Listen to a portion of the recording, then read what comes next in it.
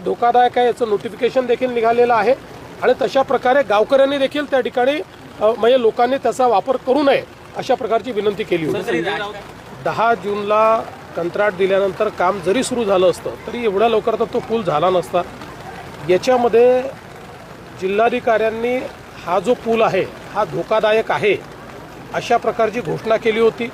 गावकऱ्यांनीही तिथे पाटी लावली होती की हा पूल धोकादायक आहे। दुर्दैवाने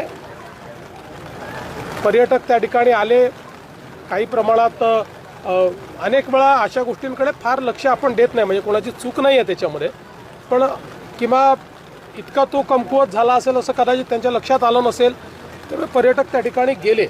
आता यातनं मला असं वाटतं की भविष्याकरता शिकण्यासारख्या गोष्टी आहेत, कारण मी ज्यावेळेस काल कलेक्टरांशी बोललो त्यावेळेस अशा वेगवेगळ्या प्रकारच्या पावसाळ्यात ज्या धोकादायक अशा जागा होतात पण जिथे पर्यटक जातात अशा 500 जागा आहेत त्यांनी मला सांगितलं की ज्याचं नोटिफिकेशन वेगवेगळ्या प्रकार, म्हणजे सगळीकडे पूल आहे असं नाही, काही ठिकाणी पाणी वरपर्यंत येतं, काही ठिकाणी पाण्याचा जो बहाव आहे तो वेगवेगळ्या प्रकारे आहे, त्याचं नोटिफिकेशन काढलं जातं।